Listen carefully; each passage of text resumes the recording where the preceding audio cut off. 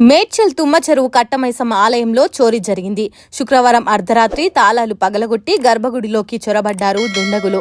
తులం విలువైన అమ్మవారి బంగారం, పుస్తెల తాడు, ముక్కుపుడక, వెండి మట్టెలు, ఆలయ వార్షికోత్సవానికి విరాళంగా వచ్చిన 10,000 నగదు, ఆహుజా యాంప్లిఫైయర్ ఎత్తుకెళ్లారు దుండగులు.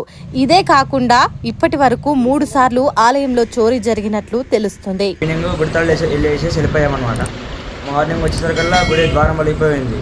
చూస్తే లోపల ఆంప్లిఫైర్ కనబడలేదు, అమ్మవారి పుస్తకాలు కనబడలేవు.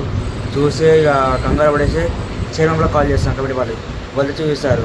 చూసి మన పోలీస్ వారికి చెప్తే వాళ్ళు వచ్చి చెక్ చేశారనమాట. అంటే వాళ్ళు చూసాక కూడా చూస్తాం రికవరీ చేస్తామని మాట్లాడుతున్నారు. అలా చేస్తారు. ఇక్కడ కూడా నైట్ టైం సేఫ్టీ ఉండట్లేదు. చాలామంది ఇక్కడే తాగుతూ తిరుగుతూ ఉంటున్నారు. చాలామంది చాలా రకాలుగా అవుతుంది. ఇక్కడ ఒక లైట్ కూడా స్ట్రీట్లో కూడా ఏం లేవు. స్ట్రీట్లు అన్నీ ఒకసారి రావు, ఒకసారి పని చేయవు కూడా. ఈ ఏరియాలో కొద్దిగా వారి అధికారులు చూసి కొద్దిగా గుడి మీద సేఫ్టీ ఉంచితే కొద్దిగా బాగుంటుందని చేసుకోవాలి. అమ్మవారి పుస్తక మట్టలు, బంగారం, వెండి, ఆంప్లిఫైర్ వెండి, పుస్తక మట్టలు, ఇంకా లాకర్లో 10,000 క్యాష్ ఉండే అనమాట. రేపు అమ్మవారి గుడి వార్షికోత్సవం సందర్భంగా విరాళాలు వచ్చాయి, అవి కూడా పోయాయి.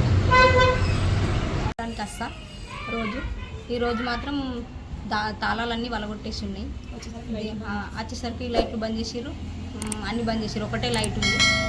సీసీ కెమెరా వైర్లు వీకేసిరట అన్నయ్య చెప్పిండు.